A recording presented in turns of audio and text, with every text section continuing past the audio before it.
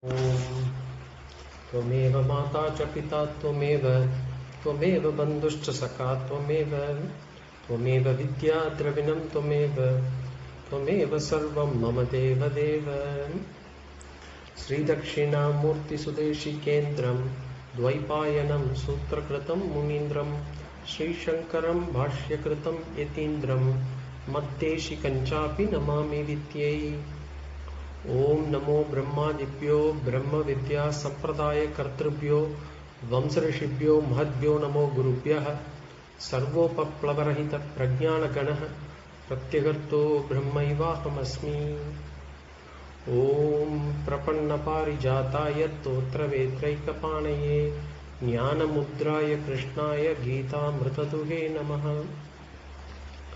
Pranams everyone. We are in the second chapter, Sloka number. We finished 28. We finished 27. We will do 28. Shri Bhagavan Uvacha Avyaktadini Bhutani Vyaktamadhyani Bharata Avyakta Nidananyeva Tatraka Paridevana Avyaktadini Bhutani Vyaktamadhyani Bharata Avyakta Nidananyeva Tatraka Paridevana. So in this shloka, Bhagavan is giving the Janma Marana Lakshana, or rather he is explaining the phenomenon of birth and death. Remember in the last shloka, Bhagavan had said, Jatasya hi dhruvo mrityuhu dhruvam janma mritasya cha. He said, death is certain for one who is born and birth is certain for one who is dead. So having said that, he said, do not grieve. Therefore, do not grieve over this inevitable fact. Now he is explaining what is birth, what is death. So, what happens when we understand this birth and death clearly? What is the benefit that we get? You know, any death is painful generally for people. So there is a sting that is associated with the death. So it has the capacity to hurt us. Now, if we understand this birth and death properly, clearly, what will happen is its capacity to hurt us will be radically reduced. And that is why we need to understand this clearly. Because what happens is generally we are ignorant about what is birth and what is death, and ignorance creates lots of projections. Somebody had nicely said, ignorance is the dark room in which all the negatives are developed. So ignorance is the dark room in which all the negatives are developed. So whenever we are at ignorance, our mind starts projecting things, and our mind would like to think all the negatives about things. Not just for death. Ignorance is also the cause for all our negative traits also. Whether we look at Kama, Krodha, Lobha, Moha, Madam, Matsarya, all these things also, the root cause for all these things are also ignorance. So here Bhagavan says, Arjuna, understand the phenomenon of birth and death, and then what happens is your fear would go away, or at least it would become less. So now we'll take up what is birth. Birth means creation. Creation, when we say creation is an effect. And if creation is an effect, there has to be a cause. In this world, there are so many things that are coming up, and nothing can come out without a cause. Like for example, a tree cannot appear mysteriously. Similarly, people and things cannot just appear on its own. Right? It just cannot appear on its own.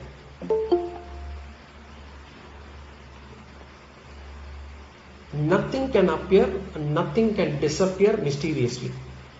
There has to be a cause for it. Similarly, there must be a cause for the birth. And that cause must be present even before the creation or even before the birth. That cause must be present somewhere. So let's take an example. Let's take tree as an example. So a tree appears in a place. Now we see a tree there. Obviously it has not appeared on its own. It has not appeared mysteriously. The tree, even before the tree, it would have been a sort of a plant or whatever, and even before it sprouted from the ground, the tree was within the seed which is beneath the ground. So seed is the cause for the tree. So before the tree or the plant got birth, seed is the previous stage of the tree.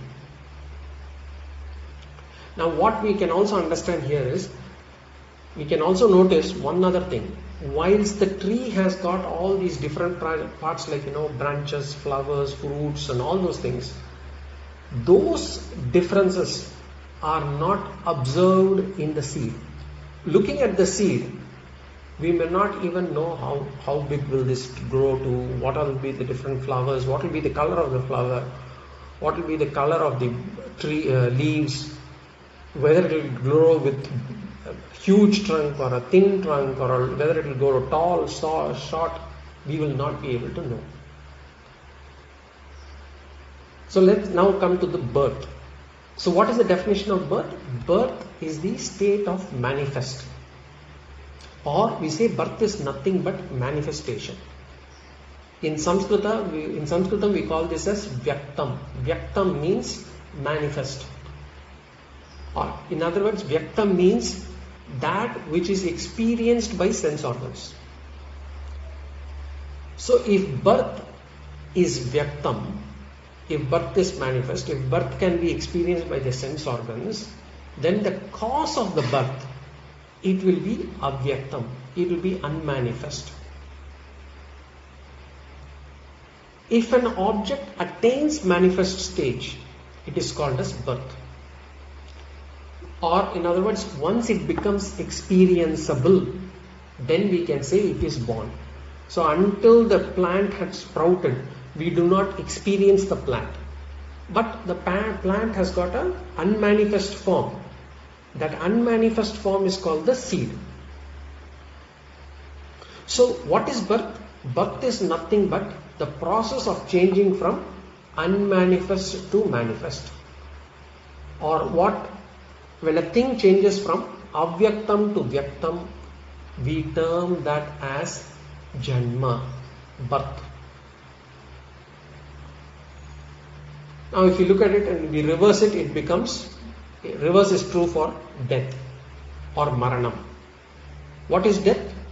Death is a thing that changes from the vyakta stage, the manifest state, to the unmanifest state, to the avyakta state. This vyakta, avyakta, this manifest, unmanifest, we also have another term which is known as the cause and effect. Avyakta is the cause, vyakta is effect. So it's very simple. Avyakta, vyakta, even if you don't understand, just remember unmanifest to manifest. And unmanifest is the causal state, manifest is the effect state. So birth is nothing but changing from cause to effect. There is a Sanskrit term for cause and effect. I will give the term. If you can remember, it's fine. If you don't, it's fine. From karana avastha to karya avastha. Karanam, in Tamil also we say, karanam is cause. Karya means effect, product. So from birth is nothing but karana avastha, karana state, causal state, to karya avastha, to the product state. Death is just the reverse. Death is from effect to cause. In the avyakta state, there is no duality. In the sense, once you see the seed is just seed. You don't see branches, tree, flowers, leaves and all those things. It is in the state of non-duality. It is Advaita stage almost. Whereas only when the effect is seen, once we see the effect, then it becomes, we see duality. We see branches, we see flowers, we see fruits, all these things. So, what about us? The manifestation of our physical body is called as birth. So, our physical body, when it is born, is called as, we call it as janma. But what is that actually? What happens then? There is a manifestation that happens. So what is the causal state of this physical body? We had already seen this. The body is made of panchabhutas, the 5 elements. Now these 5 elements, it manifests as a separate object. And what happens during death? The physical body merges with the panchabhutas. It goes into the unmanifest state. So from the panchabhutas come this body, and once the body dies, it merges into the panchabhutas. The body, if you know, has got all the 5 bhutas. It's got fire inside us. That's why we have this temperature always 37 degrees Celsius. It's got water. It's got bones, which are nothing but form of the earth. Then it's got air, and of course it occupies space. So it's called panchabhutas. It has got panchabhutas. And what happened to the body itself? The body's srishti, sthiti, layam. We call it srishti, sthiti, layam, or the creation of the body, the sustenance of the body, and the dissolution of the body. All of them happen in panchabhutas. The body, for it to manifest, we need panchabhutas. The body to survive, we need panchabhutas. And then the body dissolves in panchabhutas. If you look at the physical body, is made of food, air, water, fire, all those things taken in by our parents. And then so that's how we are created. And then the body for ourselves, when it is maintained by the food that we take, and when it actually gets cremated or buried, whatever it is, the body resolves into the panchabhutas. So this physical body, or the stula sharira, resolves into the panchabhutas. Now what about the sukshma sharira? Sukshma sharira resolves into the karana sharira. The subtle body resolves into the causal body. Every day we go to sleep, and then we wake up the next day. So when we go to sleep and wake up the next day, Shastras term that as Nidra is one sleep, Nitya pralayam. It calls it as Nitya pralayam. In other words, every day we go into a dissolution. We go into dissolution. What happens then? What happens actually at that point of time? When we are asleep, especially deep sleep, we do not know whether we are present. Our mind is totally absent. Our physical body is totally absent for us. What happens? The sukshma sharira, the subtle body, resolves into the karana sharira. So the sukshma sharira goes into the unmanifest state. In the manifest state, right now I am able to hear, or I am able to speak, you are able to hear. That's because the mind is active. The mind is still in a manifest state. During deep sleep, the mind goes into unmanifest state. What happens then? The mind resolves itself into the karana sharira.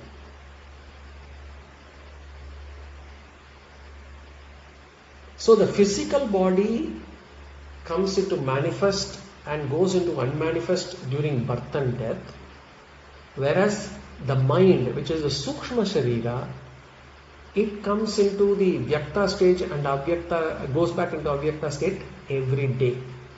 So it goes into avyakta state every day when we sleep, and when we wake up, it comes into vyakta state. So that's why it's also called, sleep is called the Nitya pralayam.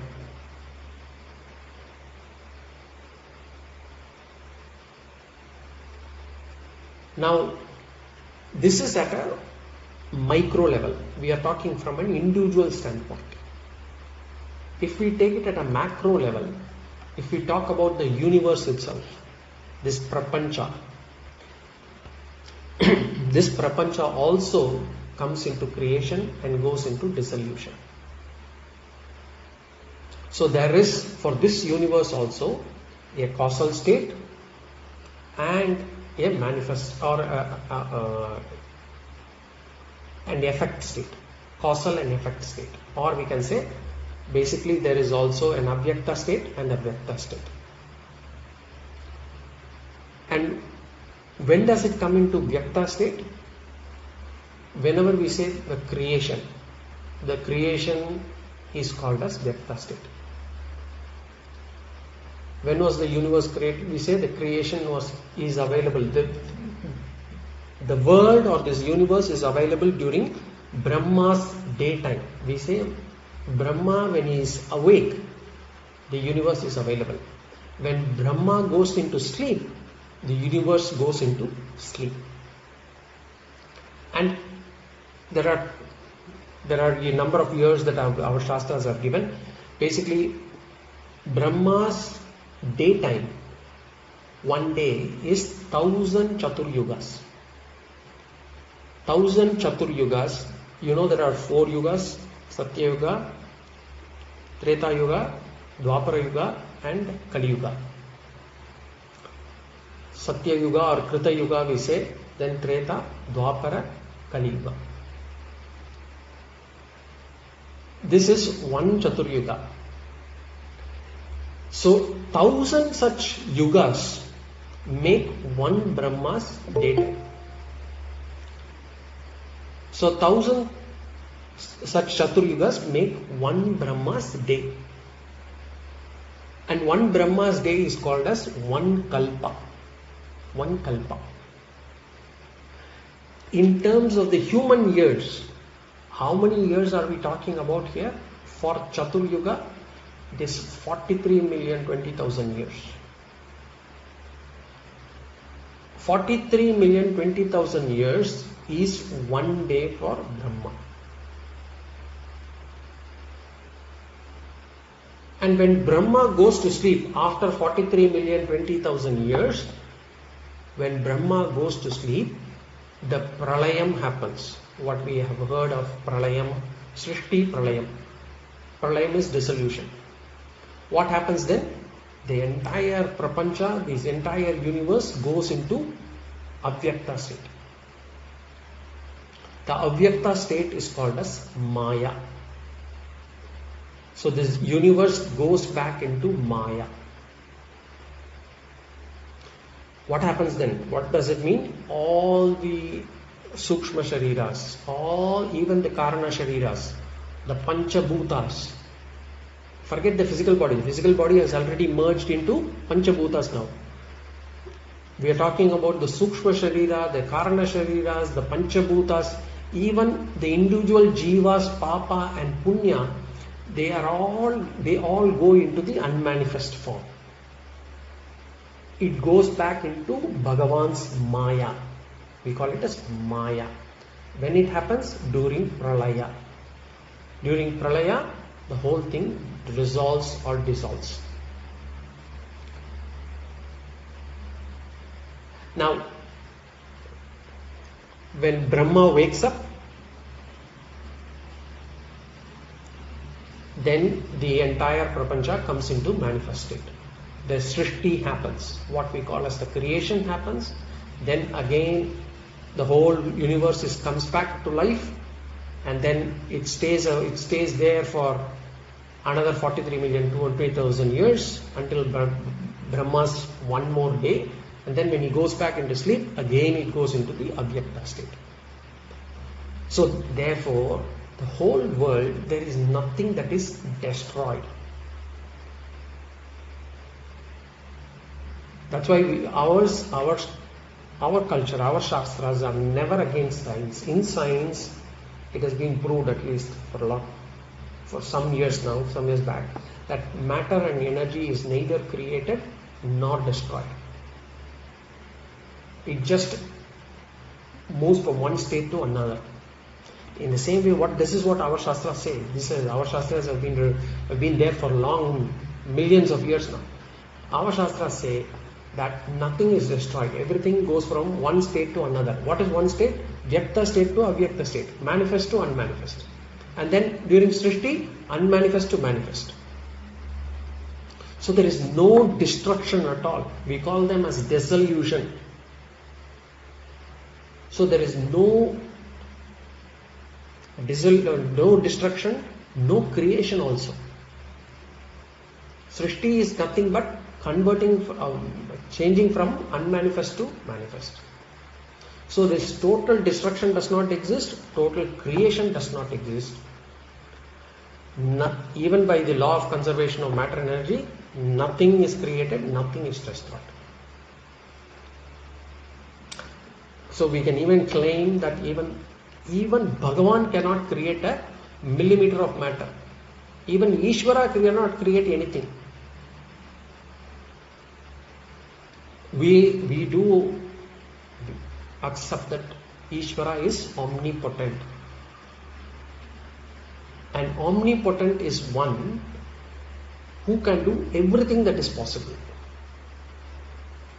So Ishvara has the capacity to change from one form to another, change one thing to another. So he can do that definitely. But Ishvara cannot create something out of nothing. So this is important for us to know. What is important to know? Birth is nothing but avyakta to vyakta. Death is nothing but vyakta to avyakta. The physical body is not destroyed. The subtle body is not destroyed. The Karana Sharira is not destroyed. It just changes from one matter to another, or one state to another. So there are two principles that are important for us to remember. One is, nobody can destroy what is already there. You can just convert. You see a book, you tear, it becomes pages. You burn the pages, it becomes ash. It just converts from one form to another. So nobody can destroy what is already in there. Nobody can create what is not there. So there is no loss, no gain. And if philosophically we kind of extrapolate that to say, what is tomorrow? Tomorrow is the death of today. That's how we kind of extrapolate this philosophically. Now,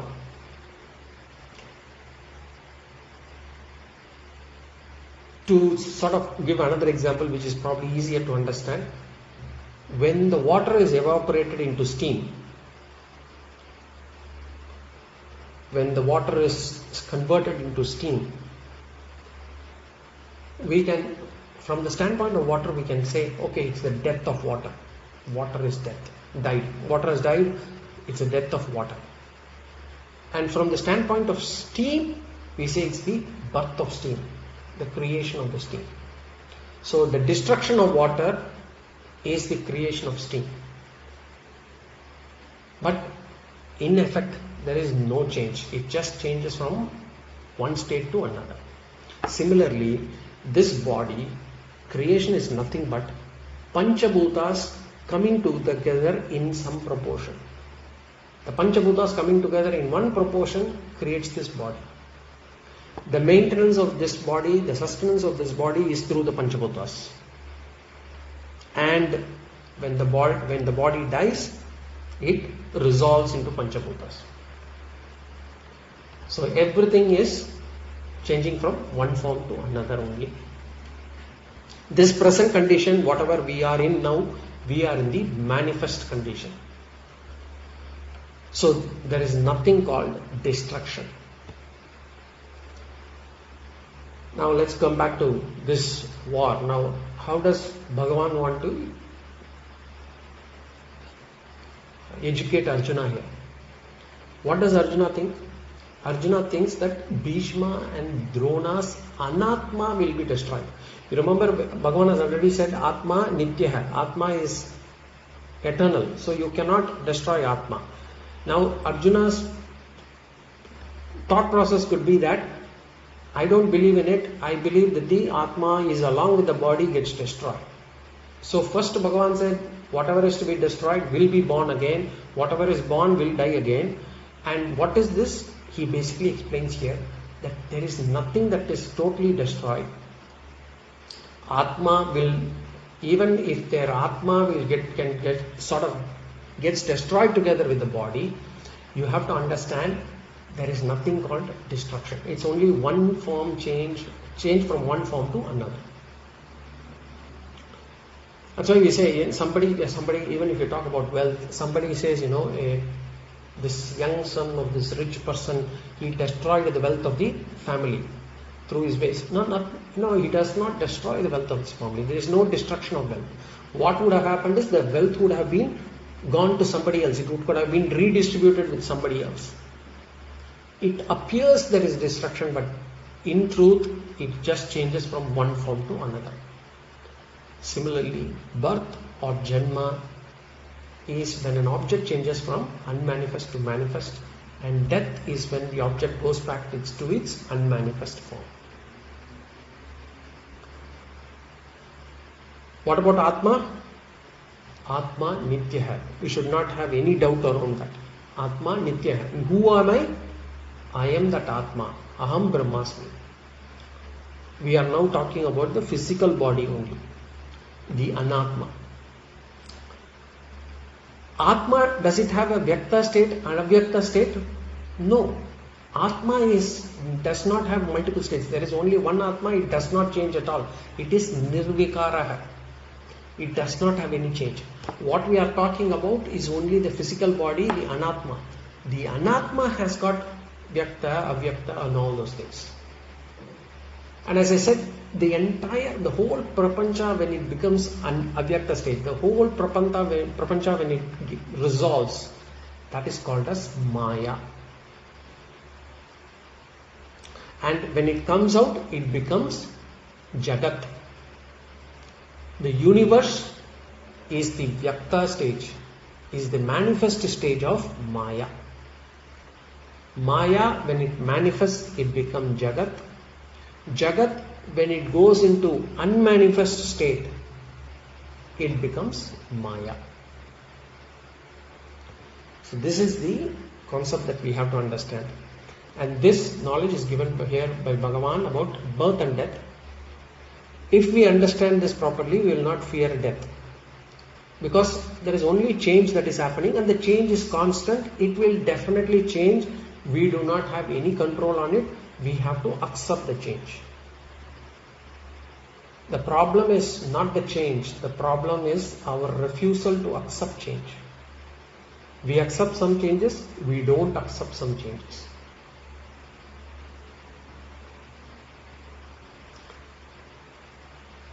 Another example could be when we were young, we didn't have teeth. When we were born, we didn't have teeth. But later on, we started growing teeth. At that point of time, we accepted the change.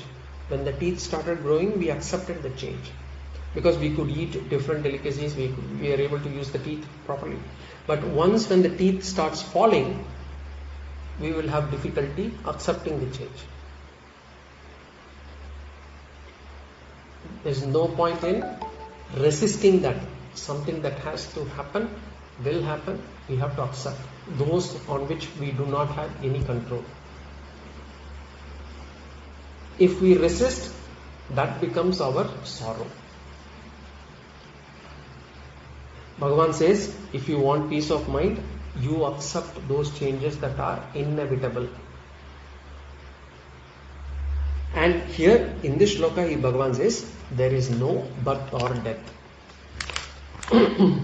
Because in the last shloka he said, Jatasya hi dhruvo mrityuhu dhruvam janma mritasya cha. Now he says there is no birth or death. Now we'll go to the sloka.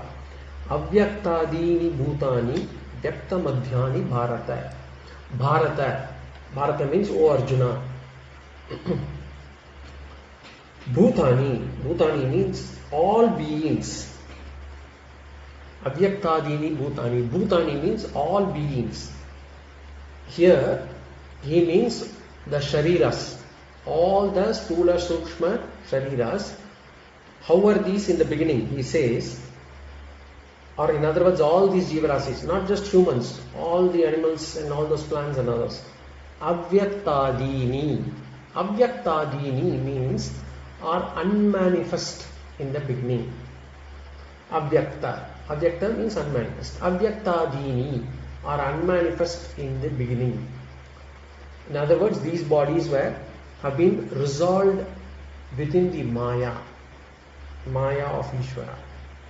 Avyaktadini bhutani. Then what happened? Vyakta madhyani bharata.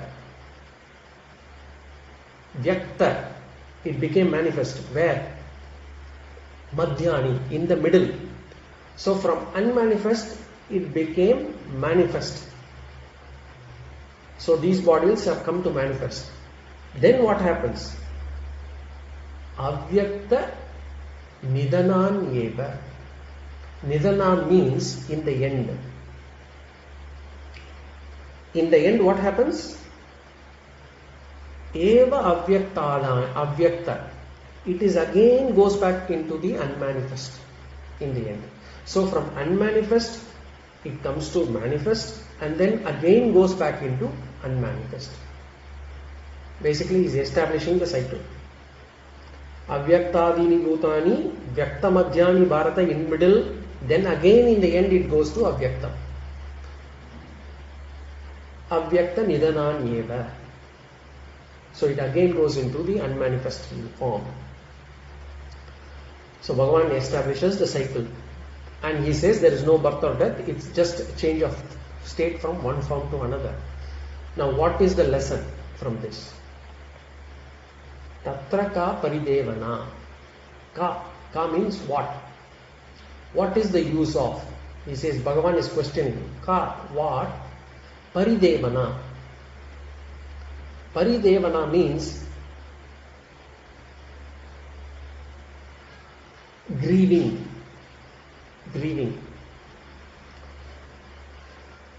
Manasa paritapaha, we can say.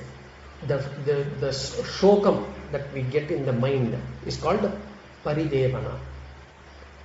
The sorrow that we get in the mind. Tatra ka paridevana. What is the use of grieving over them? Basically, he is not asking a question, he is exclamating. He says, what is the point of grieving on this? You know that, understand that it is only from unmanifest you go to manifest, and from manifest you go to unmanifest. So what is the use of grieving over that? So this is what this sloka means. What do we gain from knowing this? There is nothing called death. There is nothing called birth. The cause for all beings is in the unmanifest state. Then all these bhutas manifest, then it remains in the manifest state for some time and then goes back to the unmanifest state. So there is nothing to grieve about, there is nothing to feel sorry about. Look, what happens is, if we are associated with some people for a long time, or if we have been associated for some people closely, then what happens? Their death will give us some grief. It will give us some grief for some period of time. But what we should do is, at that time, somebody else comes and tells us we will not be able to accept, but we should use this knowledge ourselves and overcome this grief. So Bhagavan is saying, Arjuna, even if you have been associated with Bhishma and Drona for a long time, and even if you have been so attached to them, and hence their death will give you sorrow. Yes, it will give you sorrow, but use this knowledge to overcome that. Tatra ka paridevana. What is the point of grieving? What is the use of grieving? That is life. Just accept it. That's what this sloka means. Sloka number 28. Now we will go to sloka number 29. Now Bhagavan changes here. Changes topic here. Sloka 29, this is in a different meter.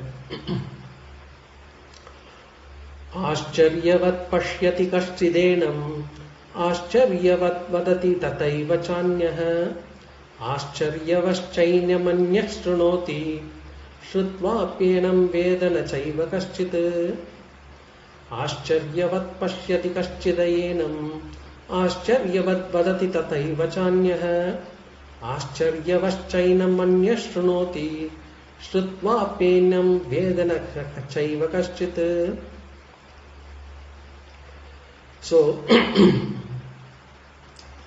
here Bhagavan talks about the greatness of this Atma Jnana.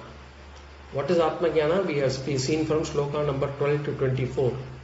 Now Bhagavan talks about the greatness of this Atma Jnana from 12 to 24 in this sloka, sloka number 29. In other words, he is giving Atma Jnana Mahima. He is praising the Atma Jnana. We can say Atma Jnana Mahatmyam. Devi Mahatmyam. So Atma Jnana Mahatmyam. Again, this concept has already been called out in Upanishads. Kathopanishad especially calls out this. Bhagavan has changed the words from that mantra.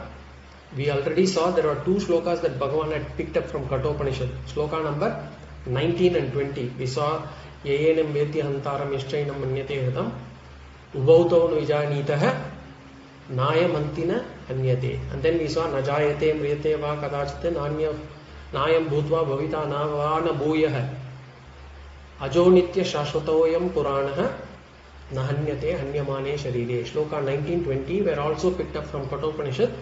Now this sloka is also picked up from Kathopanishad. And here Bhagavan says, he basically brings out 3 points here. He says, Atma Jnana is not easy to understand. Atma Tattva Durbodhatvam. It is not easy to understand Atma Jnana. It is a difficult subject, tough to understand. That is the first point he wants to make. The second point he wants to make is Guru Sishya Durlabtvam. To get a guru who can teach Atma Tattva is rare. It is rare to find a guru who can teach Atma Jnana. That is the second point he wants to bring here. Then the third point he says, a Sishya who seeks Atma Jnana is also rare. A Sishya who seeks Atma Jnana is also rare. People getting interested in Atma Jnana is rare. So by saying these points, he is bringing out the greatness of Atma Jnana. Now we'll do some vichara on this and then go into the sloka. The first point is that Atma Tattva is not easy to understand. In other words, Atma Jnana is subtle. The second and third point is it is rare to get Atma Jnana because it is not easy to find a guru who can teach it, and it is not easy or rare to find people who are interested in Atma Tattva.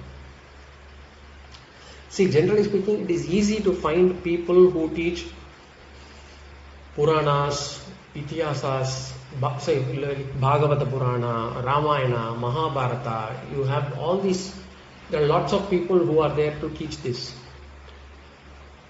And it's easy to find a guru or from whom you want to listen to these things, or a teacher from whom you want to listen to these things. And people also, if you take, many of them are interested in learning this, or not learning, but basically listening to the stories. They are happy to listen to, the Krishna Leela, or about the story of Rama, or even in Bhagavad Purana there are so many stories. They are happy to listen to that. But to get a guru who can teach about Atma, especially correctly, the Atma Tattva, is Durlabham. The listeners are also rare. The Jnana is also subtle. That is what is conveyed here.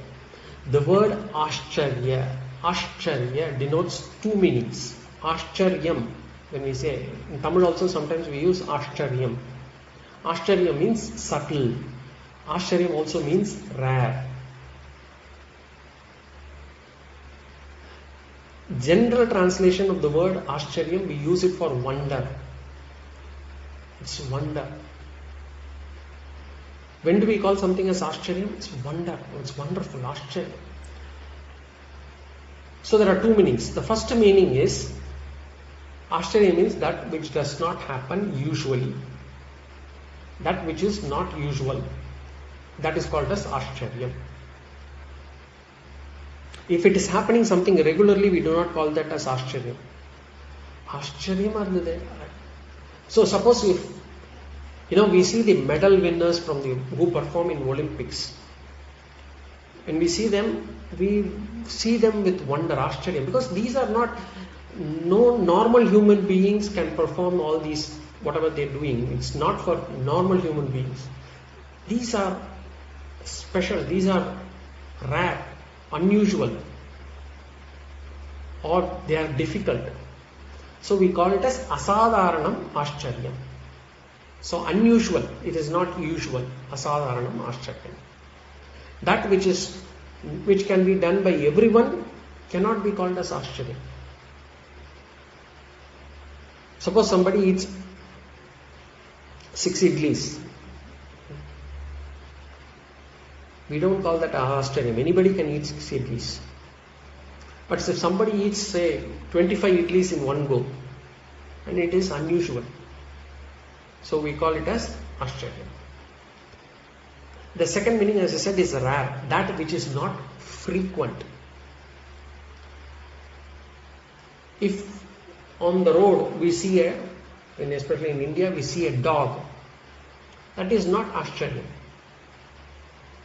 But the same road, if we see an elephant, then it is called as ascharya, because it's rare. So that which is rare is ascharya. That which is unusual is ascharya. So what we have to say, unusual or difficult. So either it has to be durbodham. Durbodham means difficult, or durlabham. Durlabham means rare. So either it has to be durbodham or durlabham, we call it as ascharya. Now we have to see how is this Atma Jnana asadharanam. Why we have to call this as Atma Jnana as asadharanam? Let us do a small vichara. See, what happens is, in our lives, we see an object.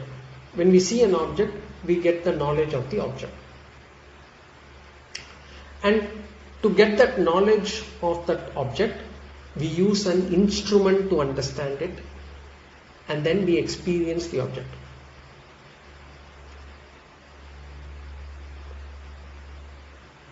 Whatever knowledge or experience we take, there is a process towards it.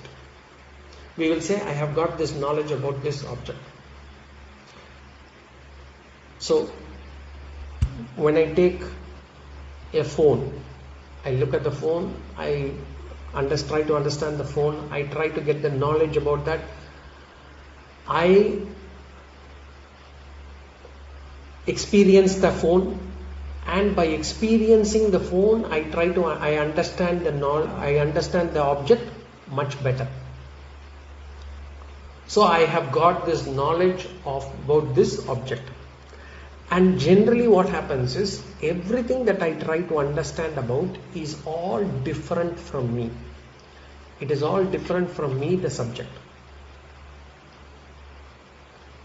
So right from the time of birth, whatever I have been experiencing in this world are all different from me.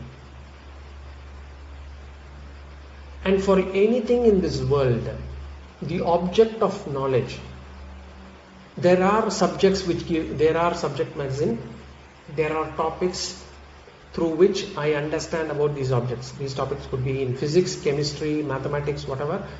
I use this to understand the object better. And all these objects have been different from me, the subject. So far in my entire life, I have been always trying to understand what is different from me. Until I come to Shastras. Now, what happens when I come to Shastras? It says, okay, if you want to attain moksha, if you want to attain liberation, then Shastra says, Atmava are drashtavyah, shrotravyah, mantavyah, nididhyasatavyah. Nididhyasatavyah means, so it says, if you do these things, it will take you to Atma. Atmava are drashtavyah, shrotavyah, mantavyah, nididhyasitavyah. It means, if you want to understand Atma, what should have been done? Drashtavyan. What should be done about, if you want to understand Atma, Drashtavya, what we have to do? Shrotavya. It has to be listened to. Then Mantavya. It has to be thought about. It has to be reflected upon. Then Nididhyasitavya. It has to be assimilated. So Shravanam, Mananam, Nididhyasanam. Listening to, reflecting on it, assimilating it. So Shastras introduce Atma in this manner. Remember, in the object side, I actually experience, then I understand. But here something else happens. Here, asadharanam happens because the Atma has to be understood as the subject who is understanding and not the object. The Atma has to be understood as the subject. Therefore, this jnana is asadharanam. Generally, when I pick up an object, I understand it. And I understand that to be different from me. And so far in my entire life, throughout, even after stepping out of this class, once we go and do any of our activities, it is all about understanding an object which is different from me. But here, only in this class, we try to understand the subject.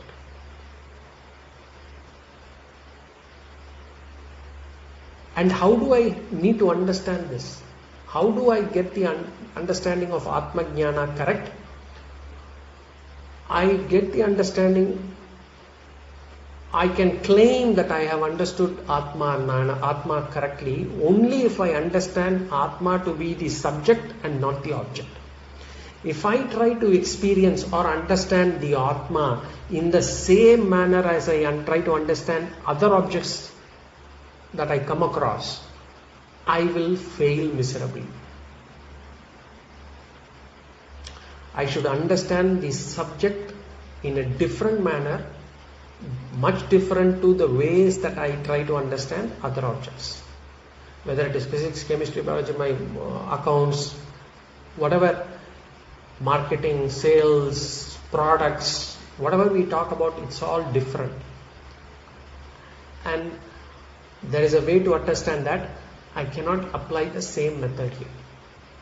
And that is one thing. The second thing is, this is the only time or only place, only area where I have to understand this to be the subject and not the object.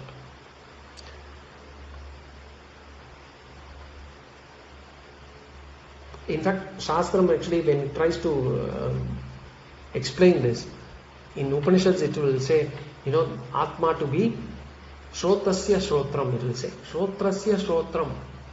It's the ear behind the ear of the ear. Or rather it will say the Atma is the subject of the ear. So this is no easy matter, ordinary matter to understand. Here, generally, here the subject himself becomes the object of understanding. It does not become the object, it becomes the object of understanding. Normally, subject can never be the object, but with regards to Atma Tattva, since subject itself is the object of understanding, Ascharyam Atma Jnanam. We say Ascharyavat. Ascharyam Atma Jnanam. So this knowledge is very different from whatever we had attained or whatever we will be attaining in this life. Except for this. And what happens? Every human being, whether we knowingly or unknowingly, what happens? We are looking for certain fundamental goals in life. We are looking at certain fundamental goals. Even though, superficially each one seems to have different goals. For someone it's about getting this job, for someone getting a house, for someone being able to get a promotion, for someone being able to have a good retired life, someone to have a healthy life, someone to actually come out of some problems. Fundamentally, if you look at it, there is only one thing, a sense of fulfillment. We all want to have a sense of fulfillment in life. The second thing everybody is looking for is also, if we fundamentally look at it, we are all looking for some bit of security. And that security we think is going to be attained by financial security. But we see that every time we get to that point where we still probably not enough. We may have to still work some more years until we are actually kicked out, where there is no more job for us. Then we want to stay back, stay retired and not do anything because we are not being called out to it. Until that time we are always thinking of we are insecure. And then finally the discovery of happiness. We want fulfillment, we want happiness. So the whole life is about fulfillment, security and happiness. These are the basic goals that everybody has. But the way this world works, the way this Maya works is such that we will go on searching for this throughout our life. We keep searching for this fulfillment, this security, this happiness. We search for it in this world. We think this house will give me the fulfillment, this job will give me this fulfillment, this person in my life will give me fulfillment, getting my kids into higher education will get me fulfilled, getting my children married will give me fulfillment. We always look for things in this world. But then there are some people who come into spirituality, and then some people alone will come to know about this Atma or Brahman. Not everybody who come to spirituality get to know about this Atma or Brahman. And then we understand, once we come to this Vedanta, that this fulfillment, security, happiness is all represented by one word. And that word is Atma. That word is Brahman. So this is the next state. So initially, still there are people in the world seeking peace, security, happiness, fulfillment among the worldly things. There are still some people. Then there are some people who have come to spirituality. Only a small percentage. Within that small percentage, only some people have understood or come across this word Atma, Brahman. And only some people have understood this Atma, Brahman to be representing all these things, which is fulfillment, security and happiness. Now even within that set of people, within that small percentage of people, some people still think this Brahman to be some mysterious object, some mysterious truth, something that I will have to attain through meditation. I will have to sit, focus, get that Brahman knowledge or get that Brahman experience and attain moksha. Some flame will come, some blue ring will come, they expect something to happen in their body. That something, some current will pass through and then I become enlightened. I become liberated. There are still some people, even after coming across the word Atma or Brahman, think like that. What we say is, anything that you experience, it can never be the subject. Atma is not an object. It is the very subject. Therefore, looking for Atma in this world, looking for Atma as an experience is a big mistake. It's a basic mistake, but a big mistake. In Sanskritam, we call this paroksha buddhi. Paroksha means something which is different. I always think Atma to be, when I say Atma Nitya hai, oh, Atma is Nitya hai, but I am going to die. That feeling is paroksha buddhi.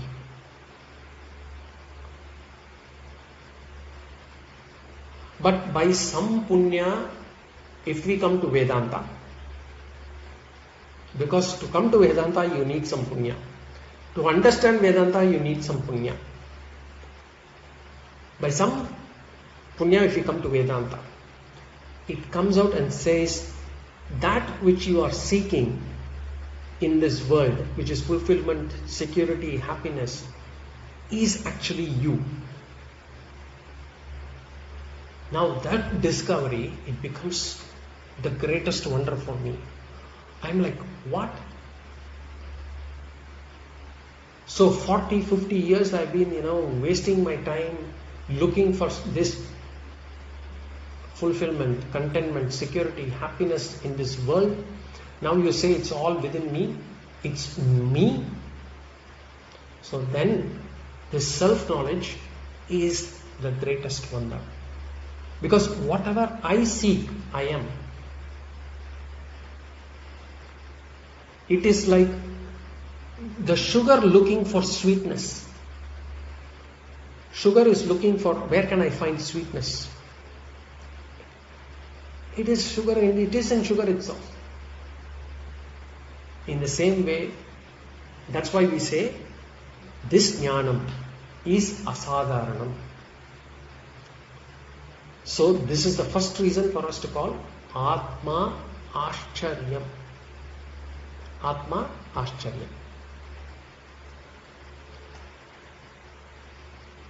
Now, there's more to this in terms of why we call this Ashcharyam, and we will also go through in terms of why getting a guru is Ashcharyam, Durlabham, and why getting a Sishya is Durlabham. We already know, we already experience. In this world, how many Vedanta teachers are there? How many people are actually teaching Bhagavatam, Ramayanam, Puranam, and all those, giving stories? And how many people are more inclined to listen to stories rather than coming to this Vedanta? We know. Anyway, we will go through them in the next class. Any questions or comments? Okay. If not, we'll again see in the next class. Om Purnamada Purnamidam Purnat Purnamudachyate Purnasya Purnamadaya Purnameva Vashishyate. Om Shanti Shanti Shanti. Harihi Om Shri Gurubhyo Namaha. Harihi Om.